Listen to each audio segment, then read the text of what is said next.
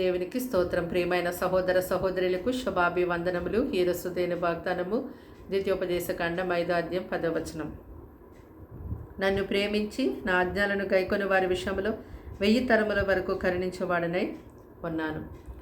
చూడండి, దేవుడని యెహోవా ఈ లోక మానవాల్ని ప్రేమించి ఇచ్చినటువంటి ఆజ్ఞలు ఏవైతే ఉన్నాయో వాటిని ఈ లోక మానవులు ఎంతో అవి కఠినమని, అవి పాటించడం కష్టతరమని భావిస్తూ ఉంటారు.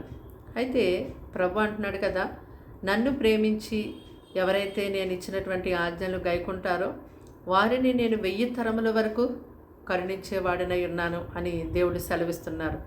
కాబట్టి దేవుని యొక్క ఆజ్ఞలు కష్టతరమైనవి కావు, కఠినమైనవి కావు, అవి ఎక్కడో ఉండవు. కానీ వాటిని వాక్యం ద్వారా దేవుడు మనకి ఎంతగానో నేర్పిస్తూ ఉన్నారు. దేవుని యొక్క అడుగు జాడలు యందు, ఆయన మార్గాలు యందు మనం నడిచటమే దేవుని యొక్క ఆజ్ఞలు గైకొనడము. అయితే దేవుని యొక్క ఆజ్ఞలను గైకొన్నప్పుడు మనకు ఎంతో మేలు కలుగుతుంది. నీతిమంతులుగా మనము తీర్చిదిద్దబడతాం.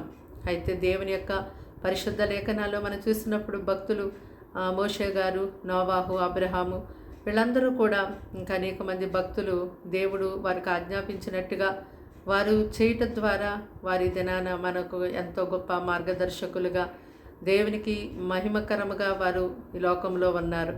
అలాగే దేవుని యొక్క ఆజ్ఞలను గైకొని మనం కూడా జీవించినప్పుడు మన ద్వారా ఈ లోకంలో దేవుని యొక్క పని ఎంతో గొప్పగా జరుగుతుంది.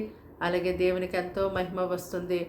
దేవుని యొక్క ఆజ్ఞలు గైకొని మనం జీవించడం ద్వారా మన యొక్క జీవితాన్ని దేవుడు ఆశీర్వాదకరంగా, దీవెనకరంగా మారుస్తారు. ప్రార్థన. దేవానికి వందనములు, స్తోత్రాలు, స్తుతులు చెల్లిస్తున్నాం తండ్రి. ఈ మాటలు వింటున్నాను బిడ్డల్ని రక్తంతో కడిగి ముట్టి స్వస్థపరచండి.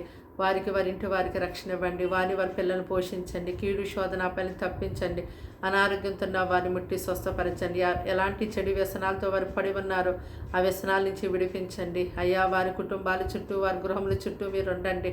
అయ్యా తండ్రి నాయన, నీకు ఇష్టలుగా నీ ఆజ్ఞలు గైకొని అయ్యా నీ మేలుతో నాయన వారు తండ్రి నాని కరుణతో నింపబడి ఉండే జీవితాలు వారు పొందుకోవడానికి సహాయం చేయమని, అయ్యా వారి సమస్తాన్ని దినమంతా కంచె వేసి కాపాడమని, కీడు శోధన అపాయాల నుంచి వారిని ఎంతగానో తప్పించమని, పరిశుద్ధమైన నీ సన్నిధి వారికి తోడుగా ఉంచమని యేసుక్రీస్తు నామములో ప్రార్థన వినంతో సమర్పించి అడిగి వేడుకుంటున్నాం తండ్రి.